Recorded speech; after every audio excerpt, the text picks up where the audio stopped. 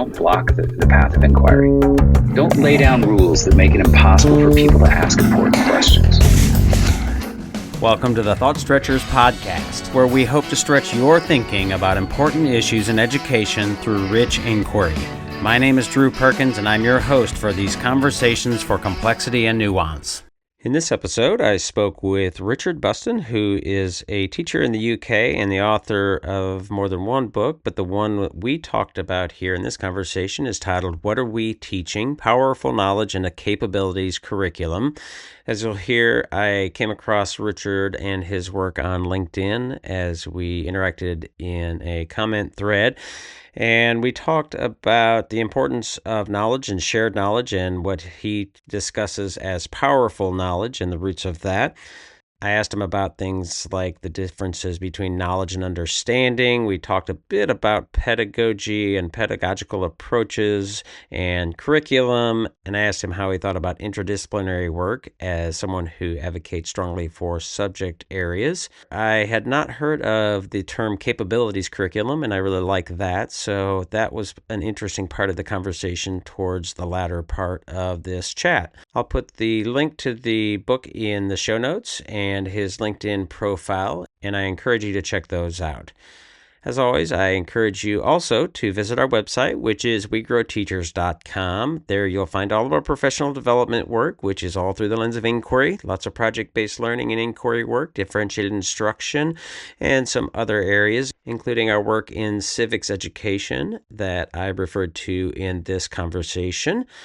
And I'd be remiss if I don't remind you that our PBL Grow 25 event registration is open. So if you'd like to learn how to design and implement project-based learning, please check that out and consider joining me in our home base of Louisville, Kentucky, June 23rd through 25th. And if you have any questions about that or anything else, please reach out to me at drew@thoughtstretchers.org. And now here's my conversation with Richard, and I wanted to note that our internet connection was at a few spots a little iffy, so you'll probably notice a little bit of audio inconsistencies, but it shouldn't be, and I hope won't be too distracting. I am with Richard Bustin, and he's, among other things, the author of a book called What Are We Teaching? Powerful Knowledge and a Capabilities Curriculum. I think Richard and I first connected on LinkedIn. I was trying to remember exactly I think I had replied to something or you replied to something, but I don't recall exactly what that was. I'm sure it was riveting, but we're going to have a conversation about teaching and learning and this book and Richard's view of teaching and learning. But I want to give you, Richard, an opportunity to say hello and to introduce yourself. Those folks listening, you can't see, but he's dapper in a suit and tie, looking very proper, not like my appearance, but we'll go with that. So, Richard, tell the folks a little bit about who you are, your work, and what you're doing.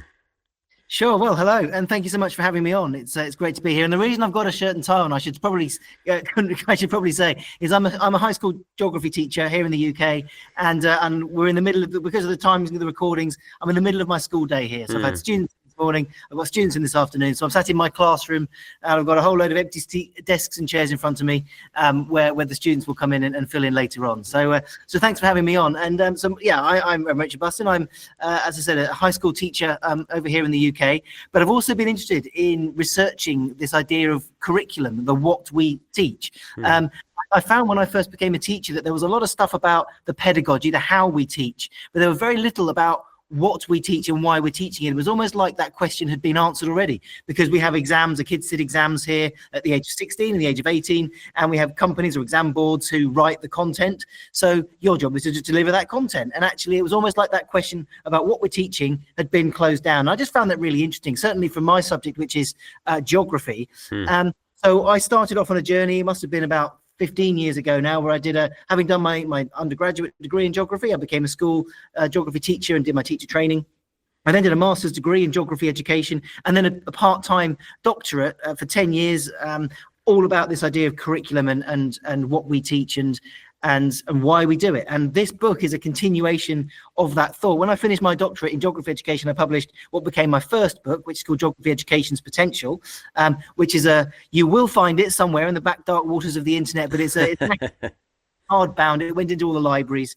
Hardly anyone read it, which I was a bit disappointed by because I think teachers could get a lot from it. But so I was invited to talk at a couple of schools, and no one really wants to sit and hear me talk about geography teaching if they're teacher of art or teacher of English or teacher of math or something else. So I then said, well, okay, if my subject is really important, here's why I think it is. And maybe we'll get into ideas of powerful knowledge later on.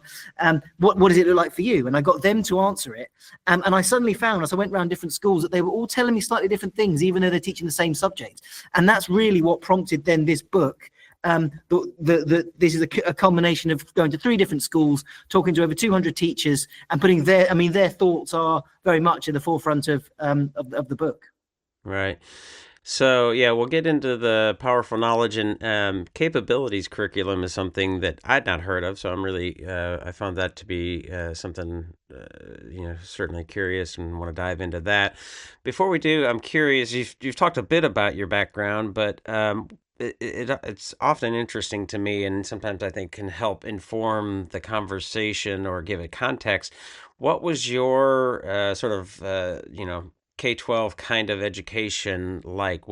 How would you describe your education as a young person growing up into matriculating into college? What kind of sort of teaching approaches and things did you seem to experience there? Well, I went to, the system in the UK is slightly different to the system out in the States. I went to a private school. I work in a private school here in the UK. Some people say, well, my school looks a bit like Hogwarts, where I teach at the moment. And it's that kind of, and I went to a school that was a very academic school. It was, and I guess one of the things that I found when I trained to be a teacher is that at that time, which was back end of the 2000s, the world of teaching was very different. And actually it was very much about a skills agenda. So the hard knowledge, factual recall style of teaching, which I'd been used to and I'd actually quite enjoyed, that wasn't really in fashion 4 years later when I was training to teach. And it was all about the nurturing children and learning to learn. And I thought, sure, but where's rigor and scholarship? I don't remember hearing those words, rigor and scholarship, at all during my teacher training. And then I got a job back in the school that I went to, which was still doing what it had always done. And I just found that difference really quite interesting. So I'd had, I guess, quite a traditional education. Obviously, when I went to university, it was a standard university education. I mean, I did a geography. You do one subject here, so I kind of did my geography degree, and then I did my teacher training, and that was obviously where I then learned about all these other kind of different ways of doing stuff. And then I've worked in 5 or 6 different schools, and they've each had a slightly different way of doing it. But I guess I've always been very keen to promote the knowledge importance of subjects. Mm-hmm. So, would you characterize your teaching now to be, and maybe this is unfair, but this is sort of the dichotomy that people use, sort of a more traditional, maybe characterized more science of learning kind of approach, or something that's a little less traditional, I guess progressive is one way to characterize it. It sounds like maybe you're a little bit more towards the more traditional kind of approach. Well, I think there's a difference between what you teach and how you teach it. Sure. And I think both can be done in kind of traditional and progressive ways. So, and one of the interesting things one of the things I try and say in my book is I want to try and move beyond that, because I find sometimes that dualism is quite unhelpful. So when you come into my classroom, it will be a very knowledge-rich place. And that's been a big theme in the UK for a decade or so. So there's lots of rigor, there's lots of scholarship, but actually I'm not standing at the front telling children what to write down, telling children what to learn, where there's a lot of active learning going on in the classroom. There's a lot of, there's a key question as the students arrive in. There's a lot of work being done in geography education on inquiries. A big question as children arrive in the classroom, or a big picture or something for them to respond to in some way, and we might have a discussion about that, and then there'll be the kind of the meat of the lesson, if you like, when there might be an element of me talking to them and say, pens down, watch me, and I'll draw a diagram, and they're copying that. But then they're going to go into a period of where they're doing some activity. So they might be reading something, highlighting bits, taking it out. So whether you'd call that traditional progressive, I don't know, but it's that's how most of my lessons will look like. And at the end, we'll do some sort of a discussion. So I guess curriculum wise, one of the things I'd say in my book is that this idea of traditional versus progressive, I find really unhelpful, because we talk about a traditional curriculum, we mean subjects, and subjects have boundaries, and we shall never cross those boundaries. And they take an exam at the end of it, and the exam is sat in an exam. Well, actually, this time of year, we're in the summer here in the UK, this is when the students sit their exams. So they're all now sat in a big exam hall, and they're scribbling away for 2.5 hours with a question they've never seen before. And what a lot of people will say in a more progressive ways, they'll say, well, we shouldn't be doing that. It's not about that. It's about all the kind of generic skills, the responsibility, the reliability, leadership, teamwork. And I think those are all really important skills. So how do we put those in? And I think the mistake that sometimes people make is they say, well, let's get rid of subjects then. And my book says, no, that's throwing, well, to coin a phrase, throwing the baby out with the bathwater.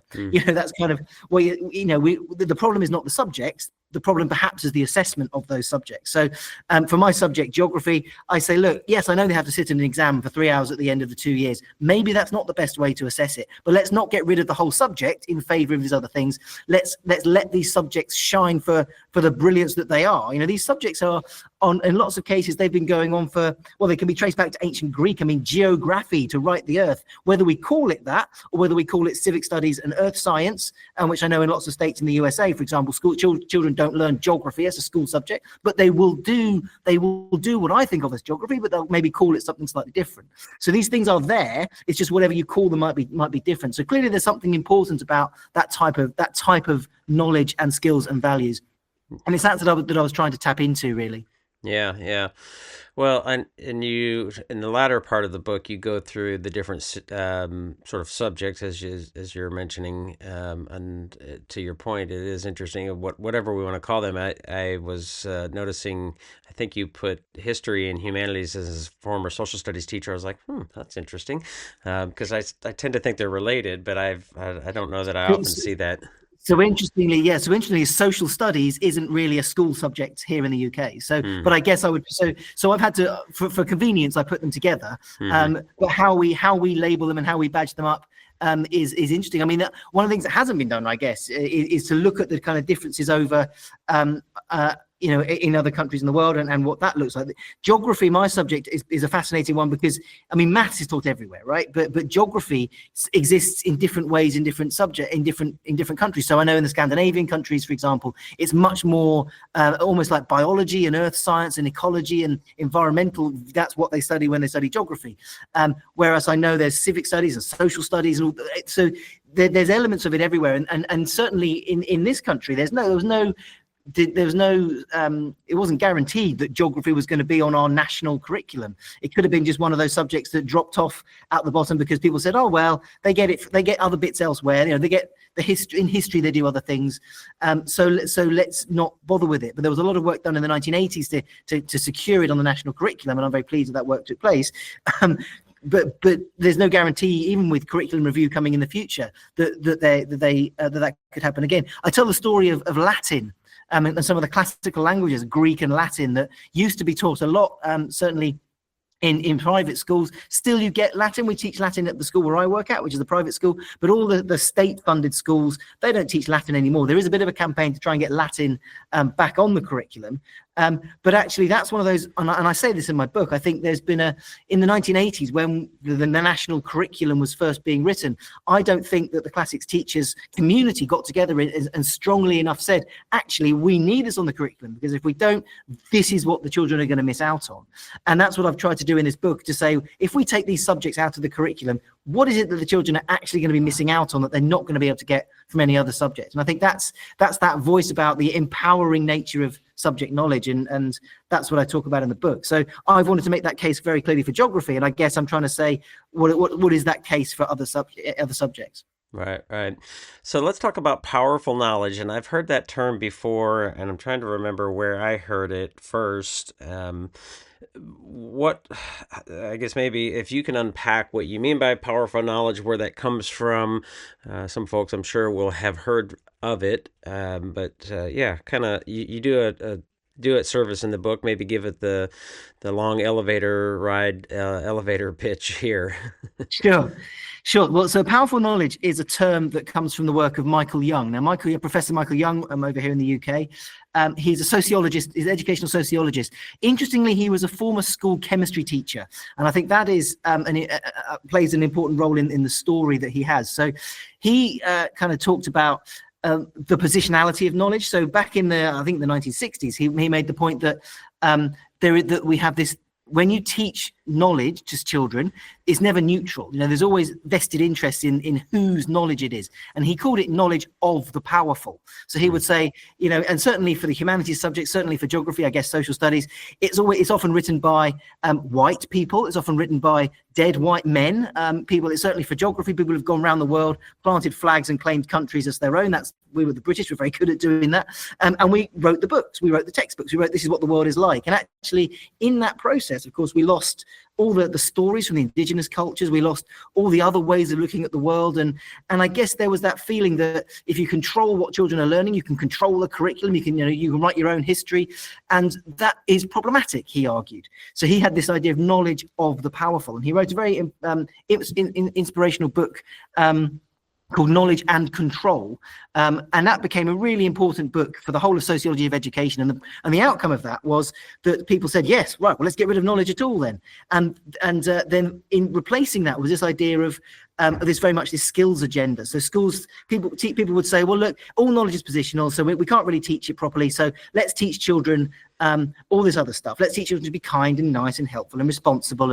And suddenly you had schools that were full of lovely nurturing activities, but they weren't learning anything and they weren't really getting anything. And in 2008, Michael Young turned around again and said, well, actually, I didn't really mean that. That wasn't quite the implication I was after. So he wrote a new book called Bringing Knowledge Back In.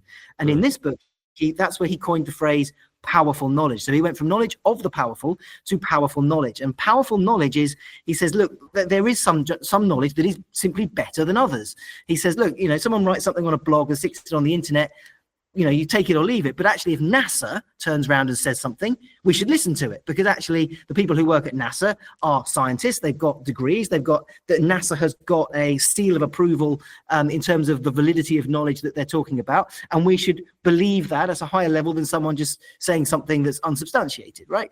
So that was what he argued was the idea of powerful knowledge. So he characterizes it as a sort of idea that each subject has its own way of thinking. So there is a way of thinking mathematically, a way of thinking historically, a way of thinking through different subjects. And the various subject communities working within those groups have their own way of making claims to truth.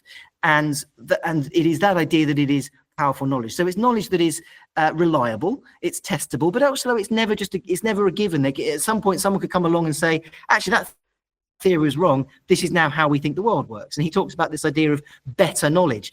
So of course, it's the idea of science. So someone will come along and we'll teach, I don't know, DNA to students. And we'll say, well, these people thought this, and this is how the experiments have worked. And then someone else might come along next year and say, well, actually, that's wrong. This is now the new theory, and you can replace the old knowledge. So the idea is that it's never static. It's not like there's some canon of knowledge, and our job is to pass it on uncritically from teacher to pupil perhaps in a much more traditional way that we might have been talking about earlier, where the teacher stands at the front and I'm espousing the truth and you are going to write it down. It's much more about a relationship, I guess, between people and truth through the lens of a subject. And that's what he calls powerful knowledge. So I call it empowering knowledge, because the power lies, of course, with the students and what they're going to get out of it. But it is a concept that has received a lot of critique. And I do try and address that in my book. So I call my chapter Whatever Happened to Powerful Knowledge, because actually there is still this idea, I think, that if a subject group of a subject community are together and they're saying this is how the world works, well, where are those other voices? Are we still making sure that we have diverse voices in that group? Are we still able to? That idea of better knowledge works brilliantly in science, but not so much in perhaps more art or creative arts subjects. Because in a creative arts subject, when I look at a painting, for example, the painter will have their own ideas of what they were trying to convey, but I'm bringing myself to the picture, and when I'm looking at it and I'm interpreting it, I might see things going on in my life reflecting back at me. So it's a co-construction of knowledge. That doesn't really work with this idea of kind of better knowledge. And that's why that idea of Michael Young being a former school chemistry teacher, I think it works quite well. And when I started researching my book, I'm looking at powerful knowledge. There's been a lot of powerful knowledge discussion in geography, science, but there's hardly anything, or I couldn't find very much in subjects like art. And I guess that's probably because it's just not potentially a useful subject, a useful idea as a construct, which is why I've talked a bit more about empowering knowledge. So I've said to the creative arts teachers, okay, for almost that very strict way that Michael Young talks about powerful knowledge, are kind of, okay, we've got that. But actually what I'm interested in is the ways in which your subject is empowering for young people. So if we took art out of the curriculum, we didn't let children do any art, what are they actually missing out on? And I think that's the really interesting question here. So powerful knowledge comes from, and it's from social realism. So if you're interested in that kind of the idea that knowledge is social, yes, absolutely, it's created by people, but there's this realist element to it. So in other words, there are some knowledge claims that are better than others. And the question I quite like is, well, what makes it powerful for young people? So it's not just, oh, we're going back to lists of facts. It's, well, why is that knowledge important? I start my book with this story, and I won't tell you the story now because you can read it in the book. When I went to New Zealand, and I was stood at the side of a glacier, and there was this young chap there who, white, kind of modern New Zealand guy, telling us about the formation of the glacier that was in front of me. And he said, there are two different stories here, and it's almost like it's up to you to pick which one is true. And the first was a story from Maori oral tradition. It's a wonderful story about that's kind of linked to Maori tradition, Maori people with the environment. And the second one was snowfall accumulation, squeezing out the air, and all the kind of the scientific rigmarole, if you like. And we were asked almost to choose between them. And that was, to my mind, that was the wrong way of doing that, because that Maori story, it's not, is it right or wrong? The question is, well, why is that really interesting? And actually, the reason it's interesting is because it ties people to the landscape. It helps us to understand it's not seeing the glacier as something other and as something separate that we can study scientifically. It's linking how people for a very, very long time in that part of the world have had this really close relationship with the glacier that's in front of us. And so asking in what ways is that knowledge powerful becomes really interesting. And one of the big critiques of powerful knowledge is this idea of where are the indigenous voices in powerful knowledge? Is there a powerful knowledge from indigenous voices? And I think that story is a really nice one, because as a teacher, I'm the one that can now go, actually, it's not saying which one is truth or not. This is what science is telling us, but actually this is telling us something different. And it's still really powerful, just in a very different sort of way. So I think, and there's still a lot of work being done, I guess, on where indigenous knowledge and knowledge fits into the bigger, broader picture of powerful knowledge. Well, that hits on some of the things that I think are really important and overlooked, at least here in the States, and I think probably in lots of other places as well. But if it makes sense, sort of the Enlightenment liberal sort of tradition and pluralism, and recognizing that there are multiple perspectives and different ways of thinking about things. But there's also a set of what we would say is accepted knowledge, right? Things that we believe to be true that are always, as you said, sort of provisional.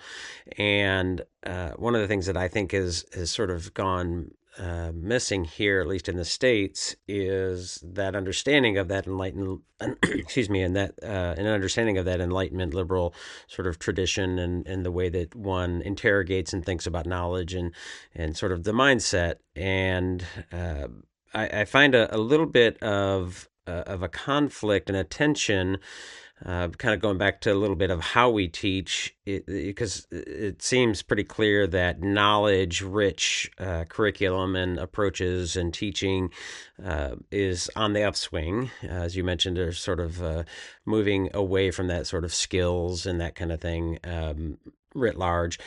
That knowledge is really important, the work of like Paul Kirshner and E.D. Hirsch and those folks.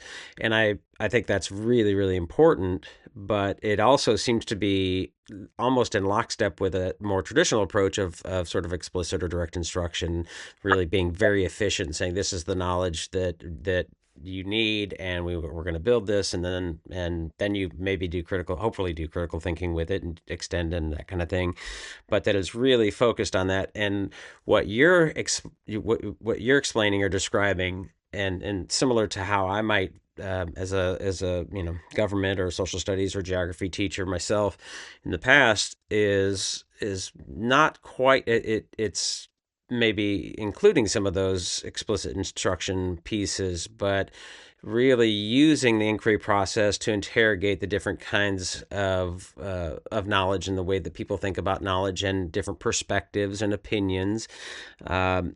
And also in that, the long-winded question here is it seems like there's almost a dichotomy in that conversation of most of that sort of more traditional explicit instruction approach tends to be coming from like math, chemistry, very algorithmic kinds of content that builds upon, whereas humanities or geography certainly has a list of facts, but it also can be a little messier and circular and iterative and that kind of thing. So I'm just curious of your thoughts on there's not really a question there, and my apologies, but like, how do you think about all of those sort of issues that I just raised? Yeah, and it's there's a lot of things going on in my head with all the stuff you talked about. So another framework that comes from Michael Young, and it might be helpful here, and his colleague Johann Muller, was this idea of the three futures idea. So he talks about these future one, future two, future three curriculum, and he says not that they don't exist in the future, they exist now, but a future one curriculum is that very much that traditional curriculum. So in other words, there is a set of knowledge, a body of knowledge, and the job of the teacher is to pass it on from one generation to the next. And interestingly, the work you mentioned, E.D. Hirsch, but actually a lot of his work is used as an example of what a future one curriculum might be. This is the book Every American Needs to Know, right? So by grade 8, they should have this list of facts, and by grade 9, this list of facts. And I know he's done similar ones for maths and done similar ones. And that idea of the list-based approach is very much what Michael Young and Johann Muller would call a future one approach to the curriculum. It doesn't really leave much room for challenging that and questioning that and moving on from that. The future two is the skills-based curriculum. It's the idea of, well, let's shut knowledge out. Let's just do lots of competencies and broad stuff, and subjects sort of get in the way a bit. Subjects not really helpful. Let's just do stuff, I guess, is teach stuff and hope something will come out the end of it. But what they advocate is a future three curriculum, which is where this idea of powerful knowledge comes in. So when you ask the question, so if you ask the question kind of future one, what is the core knowledge of geography? And that was a question that I remember the geography education community were toying with a long time ago. It's a nonsensical question because it's every fact on the earth. So the idea that someone sits in a room and says, well, that is more understanding the formation of an oxbow lake. That's more important than understanding of the way a glacier flows. I mean, it's nonsense. It's not just which is more important. That's not the right question. It might work in some subjects. By the age of 6, they need to know these processes. But actually, for lots of subjects, that doesn't really work. It certainly doesn't work for geography, which is why the idea of that core knowledge future one doesn't really work. But there's something important about geography, and that's what the idea of powerful knowledge tries to grab. So for geography, it's not about a list of facts. It's David Lambert's work. Professor David Lambert, who did a lot of work on powerful knowledge in geography, came up with this idea that geography in schools in the UK at least is about deep descriptive world knowledge, this propensity to think about alternative futures, in sustainability futures and unsustainable futures and choices and behaviors, and this idea of linking physical and human landscapes through a series of processes. Now, I'm summarizing that, and it is written much more eloquently in the book.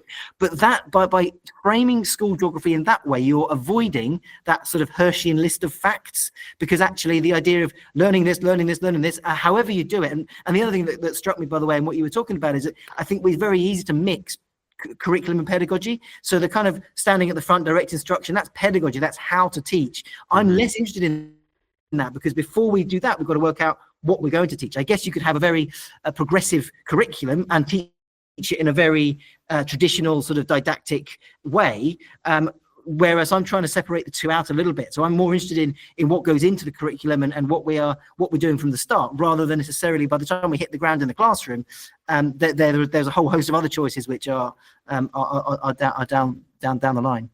Yeah. Well, not to beat on E.D. Hirsch here, but I think that's a really interesting question. I often say I'm pretty sympathetic to his idea of a shared base of knowledge, and I think that is something that culturally can sort of have a binding effect and a cohesive binding effect. So I'm curious how it sounds like you're at least a little critical of that, that sort of approach, that sort of because my question would be is whose knowledge and who gets to decide that. Right. So is there something missing? And I think some people would say that there is something missing when we all sort of come at it with different or don't have that sort of cohesiveness, that shared set of knowledge. And again, I'm fairly sympathetic to that, although I agree with you as well. I think that it's not quite as simple as like, and we certainly don't want to say, well, here's the list of knowledge that everybody gets to or has to learn, and everything else is just sort of nonsense, right? I tend to think that there's probably some common denominators of things, and some of that might be context dependent on country or those kinds of things. Uh, I think that we are missing some Enlightenment liberal values and principles and traditions that can also and should also and would also have those sort of binding and cohesive effects, because while it sort of gets to your question of who gets to decide, and that process of it's essentially the process of science, right? Of empiricism, of checking to see what's right, what's empirically true, and then distinguishing what that is, that the earth is round, or gravity works, or whatever. That is accepted knowledge, although there might be some different perspectives. There are people. It's interesting to think that some people think the earth is flat, and that raises some interesting questions. So I mentioned I teach geography. My first lesson I do with my children when they arrive at this school, so they come in fresh faced, and we sit down, and I say to them, and I have globes in my classroom. I hide the globes out of the way, and I say, And what year? this would be 13-year-olds. Okay. We have a slightly different grading system. So these would be 13-year-olds. My school starts at 13. So I would say to them, guys, geography. So let's start with an easy question. What shape is the earth? Of course, they all say, sir, it's round. And I go, no, the earth's flat. And they go, what? I say, yeah. Here's my evidence that the earth is flat. And I say, right, I look out the window and say, well, it looks pretty flat. And I write that on the board. Number one, looks flat. I go, number two, and I point to a map on the wall. Of course, maps are flat. I go, no, the map is flat. Number three, I bring up the Flat Earth Society website. I go, look, it's got a website. And number four, you can buy a T-shirt that says it. And so I put those arguments on the board and go, therefore it's flat. Argue against me. Why is it not? And suddenly, and they go, but, oh, and they can't do it. And the reason they can't do it is because they've always been told this, and they aren't able to think critically about that, because it's been established fact. And I go, and so I get them to try and argue against me. And of course, I love teaching the lesson because it is hilarious. And some of them go, oh, maybe sir's right, maybe the earth is flat.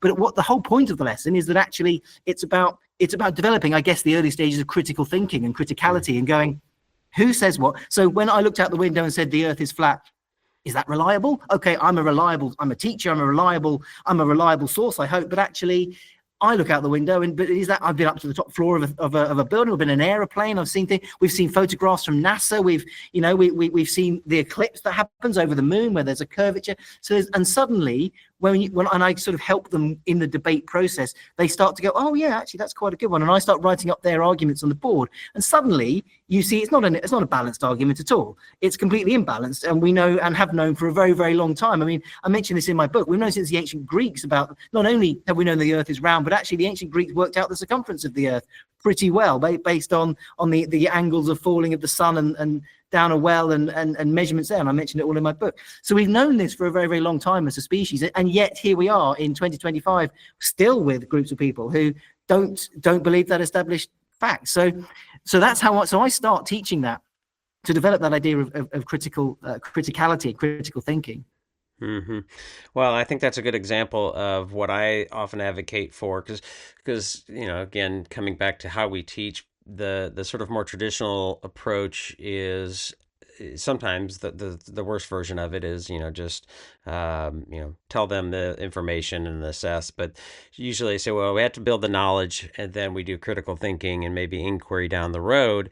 And I say, well, that can work. That certainly is a way to do it, and there's nothing particularly wrong about that. But what there's also real value in sort of starting that journey with some inquiry, which is essentially what you're doing there by challenging their assumptions and making them think a little bit, because it serves a bit of a priming effect. It gets them to think about it, perhaps some sort of intellectual engagement and motivation, that kind of thing.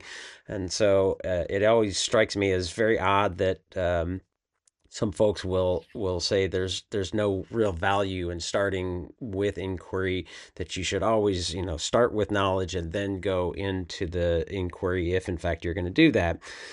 I am curious though. So, you think about knowledge, and we're talking a lot about knowledge, and I think there's obviously distinctions between knowledge and understanding, and I think what you just highlighted, like people know that the Earth is round, quote unquote, but that's because many of them, they've been told that. They don't really understand why. How do you think about that difference and distinction, or what are the important distinctions between knowledge and understanding? Well, I think you get understanding through a development of the knowledge, and of course they kind of they go hand in hand together. I mean, when we, and I guess we get into the idea of semantics and what we actually mean by knowledge. Yeah. So in the book, I talk a little bit about different types of knowledge. So I know we talked a lot about knowledge and not much about skills, but actually there's a procedural knowledge, which is knowledge of a procedure, which is kind of skills. Knowing how to analyze a poem is a type of knowledge, but you could argue that if you do that very skillfully, that's a skill. So sometimes these boundaries are blurred, and of course understanding comes into all of those things. But I guess the difference between, and you're absolutely right, that idea of getting children to think critically and understand stuff is quite different from a learning of facts at a different level approach that we were talking about earlier too. So there is that stage as well. Yeah. Well, let's talk about the capabilities curriculum. Like I said, I don't recall ever hearing it framed or that language using it used that way. So what do you mean by the capabilities curriculum? So the capabilities idea comes from development economics, actually, because it's kind of out of the field of education completely. So we're back in the 1980, I think. It was Amartya Sen, an Indian economist who were looking at the way in which I guess organizations like the UN or the World Bank were deciding how developed countries are. So they based it on GDP output, and they said, well, based on GDP output, this country is the richest and therefore the best or whatever, and then you had your list of countries going down. And he came along and said, well, look, instead of doing it like that, why don't we actually look at what freedoms people living in those countries actually have to live lives in the way that they choose, i.e. what capabilities they have to make choices about how to live. And suddenly you're changing the framework. And his work was really, really influential for the United Nations, and he won a Nobel Prize off the back of it. And the Human Development Index, which is now a metric that the United Nations uses to compare and contrast countries with each other. That's off the back of a lot of his work in terms of thinking about the freedoms that people have. So there's a great book that he's written called Development as Freedoms. Let's think about development as the freedoms that people have. So you would argue, for example, there are plenty of countries where GDP-wise, they're very, very wealthy, but actually the lives of the people in those countries, there may be some severe restrictions. If you're a woman, you might be restricted into what you can do. If you're part of the LGBT community, you might be very severely restricted as to what you can and can't do. And so actually, are those people truly free to live lives in the way they choose? Possibly not. And that's the idea of capabilities. So in education, there's a parallel, and clearly people sort of put it two and two together. So instead of judging the success of a school or an education system on, or indeed an individual, on how many A grades they can get, actually, let's look at how education can enable them to live lives, a free and enabling life in the way that they choose. And it's that basic idea of, isn't that a great way to kind of frame and articulate what we want education to do? We want people to be able to think freely, to go beyond their everyday and understanding of things. And the obvious question then, of course, both for Amartya Sen in terms of his development work, well, what are these capabilities? What is the list of freedoms that people can have? And he always resisted that. And he always resisted saying, well, it's this, because you end up back to a kind of tick list approach, which is never helpful. And he said, look, it's up to each society to decide on what they value as being statements of freedom. It's quite philosophical, I guess. And then each society can decide what they value, and then they can give their own their own measurement against that. Clearly, there are a lot of sort of sociologists, a lot of philosophers who went, hang on a minute, that's not good enough. You need to come up with some stuff. So Martha Nussbaum has come up with a list of human capabilities, and she's got things like bodily functioning and being able to think freely and have life and integrity and all that sort of stuff, which is very good from a broad development perspective. So she started to fill in the gaps, and Amartya Sen's never endorsed or particularly not endorsed her list. So in education, people started saying, well, okay, can we come up with a list of educational capabilities? In other words, what we want children to get out of an education that is empowering and freeing for them. And of course, as soon as we do that, we're back to our progressive future 2 curriculum, because we're talking about, we want them to think, we want to be nice people and be responsible, and which is slightly problematic. But actually, when we tie that into this idea of future 3, we can say, well, they're learning is empowering. We're not a million miles away from that idea of empowering knowledge. So when I teach my students geography, I want them to think about the world in certain ways, and that deep descriptive world knowledge, that idea about futures, and that thing that's the beating heart of school geography, what geography get out. And I try and write my own versions of all the different subjects and what they can give to a young person. And it's those that then enable these broader scale freedoms. And what I've done in my book is I've come up with what I think are a very tentative list of educational capabilities. But the point is that these are based around a rigorous subject knowledge and kind of the scholarship that comes with learning subjects deeply. So when I had my list of powerful knowledge or empowering knowledge from each of the different subjects, which I got from the voices of the 200 teachers and also my own reading, because actually the teachers were saying lots of different things about the way that their subjects work, and then I read up on what other people were saying. And then as I read through all of them, there were little traces that they all talked about. I thought, well, I wonder if I could pull those out. So, for example, the first one I had was capabilities associated with students finding new ways to make sense of themselves and the world. I'd like to think that's a really basic way of basic aim of an education. That doesn't come through learning a set of facts and being able to just repeat it. This is a much deeper, and it understands, and different subjects, of course, will contribute to that in different ways. Capabilities associated with different claims to truth. Actually, we have a lot of, and we haven't really talked about the whole fake news thing, and the fact that actually a survey was done in the UK. Most young people now get their knowledge from TikTok, Instagram, and YouTube. And I wonder how ChatGPT and the whole AI thing is going to be feeding into that. That's where children are not going to respected news sites. They're getting it from social media, and that's not regulated at all, and they will believe whatever. So we need to be able to give them the abilities to understand, actually, when someone says the earth is flat or the earth is round, to be able to go, well, hang on, where's that come from? Why is that being thought in that way? Who would think about it in that way? Why would people try and think about it in different ways? And that comes through understanding a good education, having a good education, and good teachers who can lead them in that. Capabilities associated with critical thinking is another one. And actually, critical thinking is and we haven't really, that's another whole big other podcast, right? Because that looks differently. So in different subjects. So in science, critical thinking is about, okay, can I replicate the experiment in the same way with the same variables, and actually, have they done that? Have they done the right things and the right measurements? Critical thinking in art is looking at, well, how actually, when that painter daubed the paint onto the canvas in that particular way, actually, what were they meaning by doing it like that? Why did they make that choice and not that choice? It's just a very different way of thinking, a very different way of approaching things. So critical thinking, and I know lots of schools, and we do it here in the UK, lots of schools try and teach critical thinking as something separate. And I guess there are certain tenets you could probably do. You could pull out some similar things, but really critical thinking, I think, lies within the subjects, because it's a subject-specific thing to be able to do.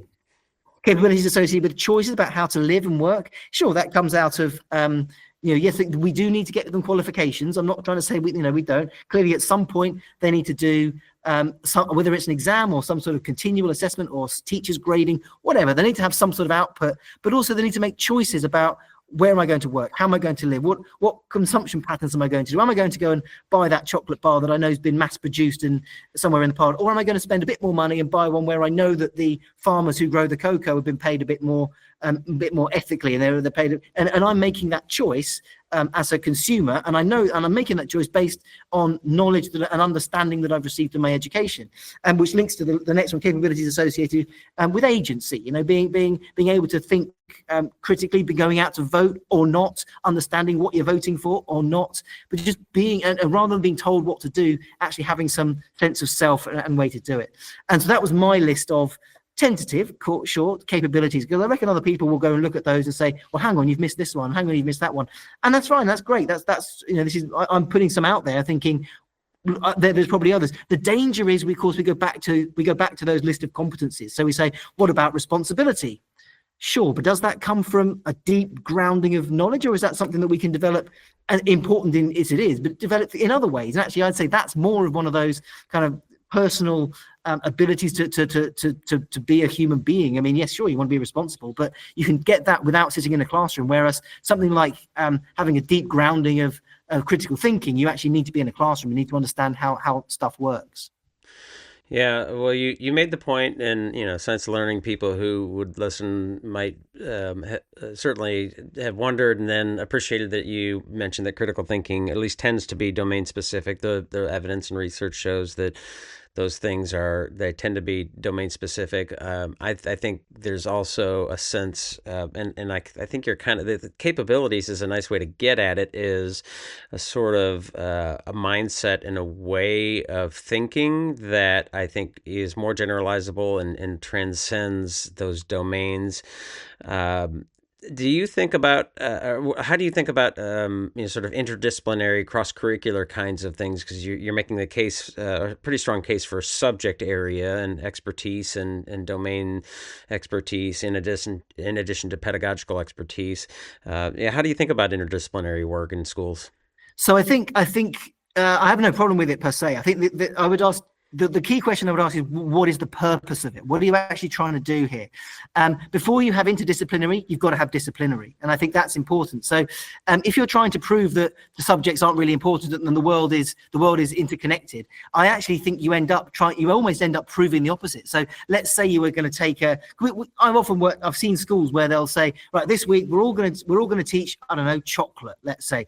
And the linguists talk about chocolate. In science, they do the physics of chocolate, the chemistry of chocolate, the history of chocolate. But actually what you realize when you do that is that there is a history of chocolate, and that's very different to the chemistry of chocolate. The way these domains are actually, so you think you're doing something interdisciplinary, but you're actually not. You're actually strengthening the disciplinary boundaries because you're coming at something from lots of different angles. And of course, all those different angles are really important, and they all feed into a bigger holistic picture. So I do remember meeting a teacher once who was very much advocating this idea of breaking down subject boundaries. But you go, and all you've ended up proving is why we need them in the first place.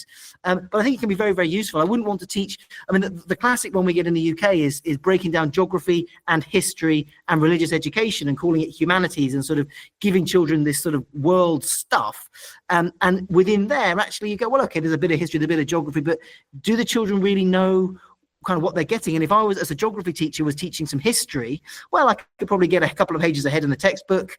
I could probably do it, but actually, am I giving them a deep grounding on what it means to think like a historian? Probably not, without a lot of work on my part. And if I was down to teach history, I would make sure that I did that to try and give them that. But I would need to do a bit more work. I do remember a teacher once who was a geography specialist, who had to teach some history, and she came back one day going, I taught the whole of the Battle of Hastings through maps. So they drew a map on the board of the French. So we are the Battle of Hastings in the UK, so the southern coast of the UK, the French, and then arrows to show. Because they're a geographer, they think spatially, that makes sense to them. So they were teaching history through a kind of and I just thought that was really interesting about the way that she thought about the world and made sense of the world as a geographer, was then just imposing that on her students because that's how she made sense of it. I thought it was wonderful as a geographer.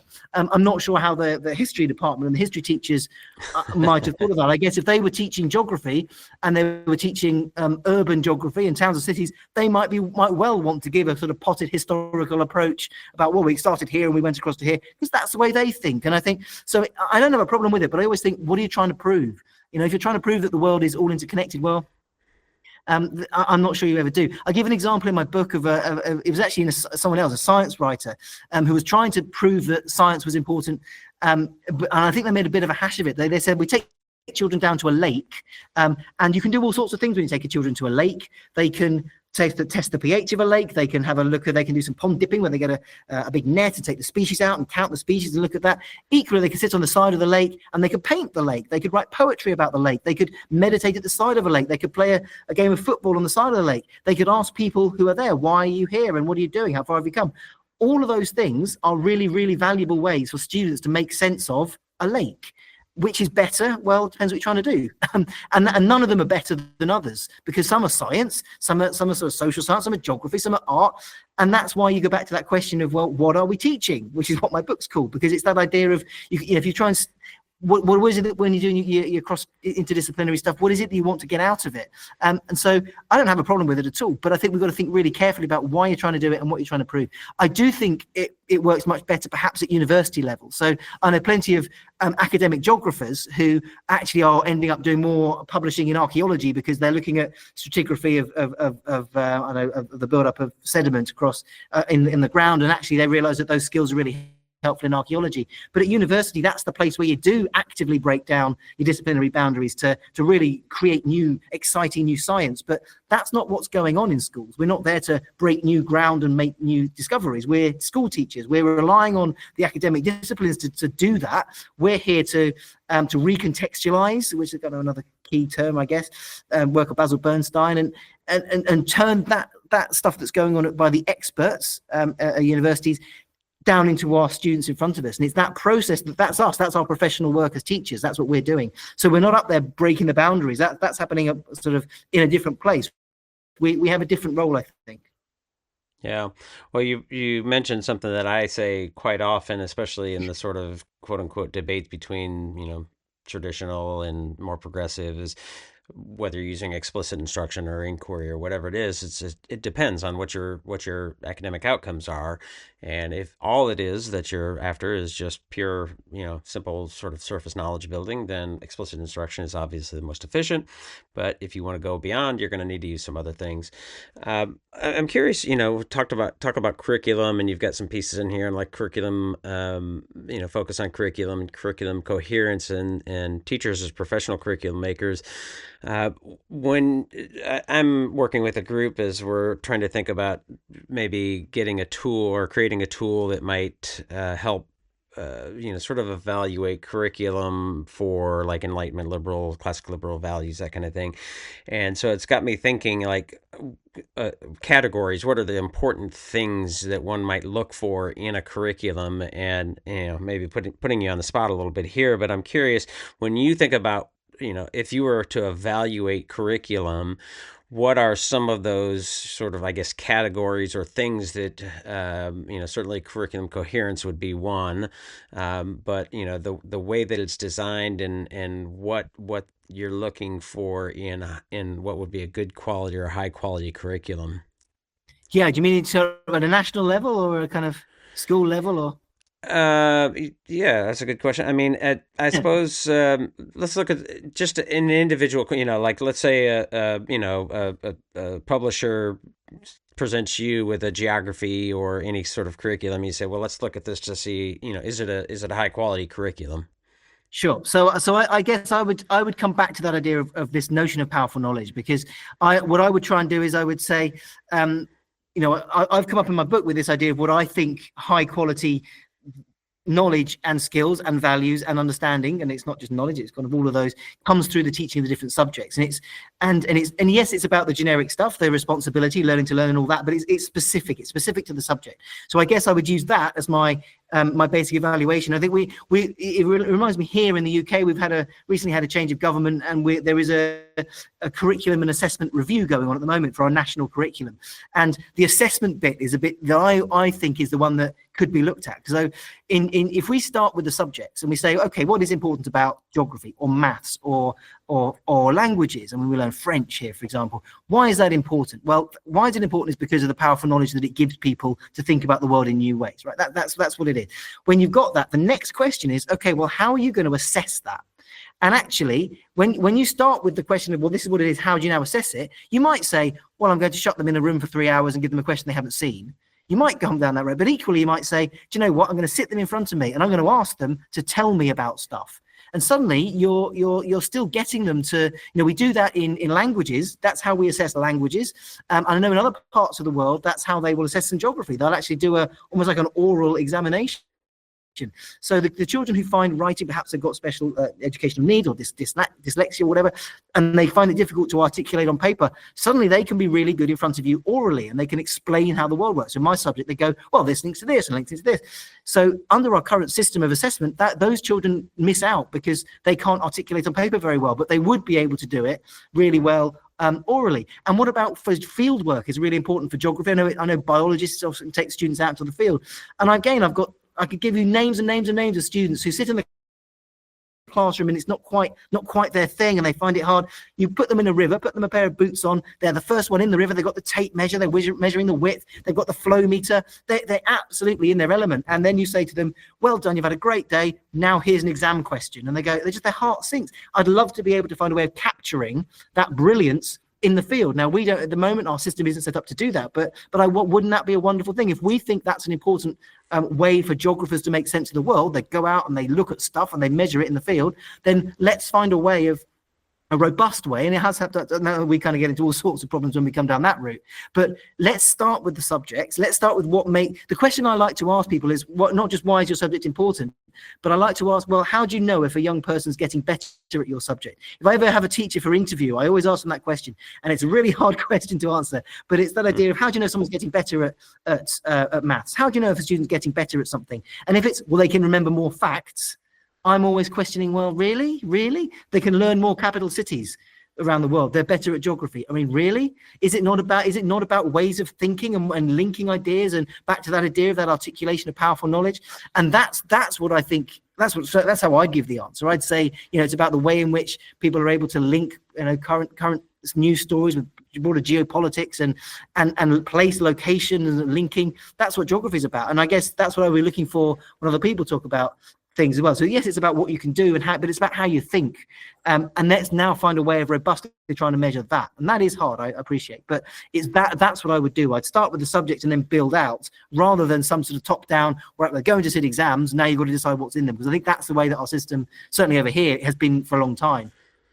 Yeah. Well, you're making a distinction that I think is important, and I think is maybe one of the bigger critiques that I have about the sort of science of learning movement and the advocacy around that is the how do we know if they know something and actually understand it, which, as we've talked about, there's a distinction there. Christian Moore Anderson is a teacher, I want to say in the Netherlands, somewhere in Europe, and he was on the podcast, and he does some really interesting writing.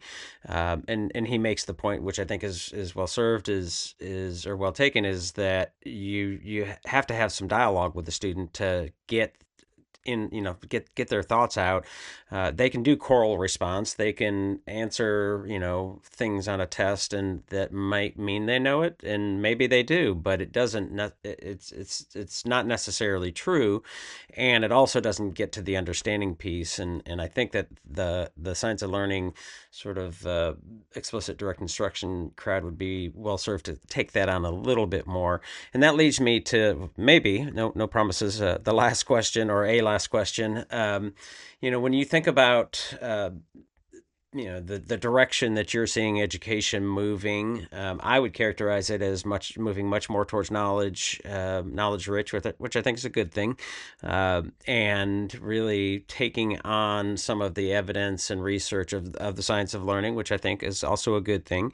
How do you, I don't know, maybe you would characterize it differently, but if so, how would you characterize it differently, and how do you feel like, are we going in the right direction, or what are your major concerns about any direction you're seeing sort of education writ large moving? Well, I wonder if there are regional differences and country differences at play as well here, because in the UK, the story's been quite interesting. So we often talk about the pendulum swinging between Future 1 and Future 2, and I know Michael Young talks about that. So, we have this very traditional curriculum for a long time, and then people get sick and tired of it. So we swing all the other way, and we go to this child-centered, cozy, very nurturing curriculum, but we lost what we're trying to learn. And then we swing back to this knowledge. So we've just come out the back of 10 years in fact, longer than that, of a conservative government, a kind of right of center, I guess, politically, and where this knowledge, they called it knowledge-led, knowledge-rich curriculum, was part of what we do. And that's been a big part of the experience here in the UK. Prior to that, we had the Labour government. They were in for a while, and I think there was a big emphasis on thinking skills. I remember when I first became a teacher, thinking skills was the phrase, and it was all about how children are thinking in the classroom. And we sort of forgot what they're thinking about. So the aim of a lesson would be, the children are going to come in and they're going to categorize lots of bits of paper with lots of written information. They're going to categorize those, and that became the output of the lesson, the aim of the lesson. So, well, no, that's not the aim of the lesson. That's a really good way of getting them to the important bit, which is what they're learning. But that's the bit that sort of got missed out, and it all became very much the aim of the lesson was the activity rather than the learning that comes from the activity. So that was a future 2. Then we swung back to this knowledge rich, which I think was probably more a future 1. So we're now back with a Labour government again in the UK, and there's a curriculum and assessment review. My fear is we're going to swing all the way back again to a whole future 2, and in the process go, yeah, those subjects, well, they're sort of there, but I know you say you're a geography teacher, but actually forget the geography. No, you're about teaching all these kind of generic skills that somehow we plucked out of thin air. And that would be my big worry. I don't think we're going to go down that route, actually. I think we've got to, as you say, we've got to a point where we've also become a lot more research led. I think in schools and in the UK, there's been a big emphasis on that kind of research agenda coming much more to schools. So I mean, there's some very sensible people who are reviewing the curriculum. I should say that at the top of the government in the UK. So we're at the point where we haven't had the final report through yet. So I hope we can break this swinging from future 1 to future 2, future 1, future 2. And I think the answer is this powerful knowledge. So it still keep the subjects there, still keep them important, and they should still be driving the curriculum. But let's try and think about why. And I think the language of capabilities is a really useful one, I think, just to try and get us to think about those broader, why are we teaching this? Hence, what are we teaching and why are we teaching it? And that can I think then should drive the curriculum. I actually think in the UK, it's more about the assessment. I would rather see the assessment, the ways in which we are assessing students, more so perhaps than the curriculum. I think we've got this good suite of subjects. They've been around for a long time. They do a really good job, and we know what they're trying to do. Let's trust the teachers. Let's get good, high quality, high skilled, highly able teachers to teach those and teach them well. And let's train the teachers properly. That's a whole other the funding for teacher training and the ways in which we're doing that's a whole other story. But let's trust the teachers. Let's empower the teachers to teach the subjects as they want to. And then let's look at different ways of assessing that, and let's be brave and bold. I'd love to see us being really brave and bold. I don't think we're quite at that stage yet, particularly not when AI is coming on stream and different, under the whole world of computer-based assessments and coursework's lovely, but actually can we do coursework if we've got AI and student can do? So I think there's a lot of tricky questions, but that's what I hope we're avoiding the swing straight back to future 2. One word that has come out of the thinking is oracy, the importance of oracy in the curriculum. So the ability of children to, articulate what they are learning. And I'm all for oracy, as long as oracy isn't the aim of your lesson. It's about what you got to have something valuable to speak about. So as long as oracy is embedded within a subject framework, I'm very much in favor of it. But if my worry is it won't be, my worry is it'll be one of those things that teachers go, oh, this is really important. Let's stick that our curriculum is about oracy. Please, we're back to that idea of future 2. There's got to be. I have high hopes, though. I think we'll get there. If all the ingredients are there, it's just how they all fit together and what's leading what. That's the key thing for me. So for me, it's subjects leading the curriculum to enable these capabilities, and through that, you'll get all that other great stuff: the responsibility and the teamwork, the 21st century skills, as we like to call them, the employability skills. Those will come through a really good knowledge-led, rigorous curriculum. Well, I don't have any disagreements, although it is interesting to hear your characterization of the pendulum swing, because depending on which advocate you ask, they will report it quite differently. They will say that we, and I think this is, I've heard this about the UK, is that that they have swung away from knowledge rich and the research based and that kind of thing. But I always find it sort of funny that the inquiry advocates think or claim that lecture is hegemonic, and the explicit instruction advocates say that inquiry is hegemonic, and they say, well, one of those has to be true. They both can't be true. So, and I wonder if there's a difference as well between what's going on in schools and what's going on in universities, because I think there's the whole university teaching world is certainly with students using ChatGPT and using other AI models, and I think they've got to they've got bigger issues with that whole side of things than we have at schools so far. Yeah. Well, so the book is What Are We Teaching? His name is Richard Bustin. Richard, I want to give you an opportunity to share links and anything like that, and anything that you want to mention that we haven't talked about. Feel free to add that as well. Sure. Well, no, thank you very much for having me on. It's been great. We've talked a lot about kind of the core things on the book, really. I mean, I guess one thing to say is that I'm not trying to put out, my book is not the oracle of this is how we must teach. I want this to be the start of conversations. And I've been going to some various conferences and things, and I've had a few people say, actually, you've got it wrong about this particular subject. And I go, brilliant, thank you, because at least you've read it, you've engaged with it, and we're now having a conversation. Because I'm a geography subject specialist, and I'm writing about subjects that are not my specialism, and I know that, and I make that point clear in the book. And when I first was going to write the book, I thought, well, maybe I should invite lots of other subject specialists to write their chapter, but I couldn't find enough people. I had a list of some people, and I couldn't get hold of others, and that turns it into a very different sort of thing. So I've just put this out there. So yeah, I'd love people to read it, to engage with it. If you do, please drop a link, just drop a review on Amazon. I'd love an Amazon review if you're able to. That would be fantastic. So it's available on Amazon. Do you have a website or social media or anything you want to share? There's not a particular website. I mean, I'm Richard Bustin. I'm on LinkedIn. I'm doing lots of stuff on LinkedIn. I guess you can find me on there. You'll see a big picture of my face with my book behind it. It's a blue front cover and kind of yellow behind it. So I've tried to keep it nice and bold. And I mean, there are some other bits of social media. Crown House Publishers are the ones who publish it, which is a small independent publishers over here in the UK. Right. Okay. Well, we'll make sure to put all those links for LinkedIn, Amazon, those kinds of things in the show notes. Pleasure to talk, and appreciate the time. Brilliant. Thank you so much. What we need to do is spend enough time together that we can start to translate our ideas into each other's language and include one another in this community of inquiry. And that is the work of love.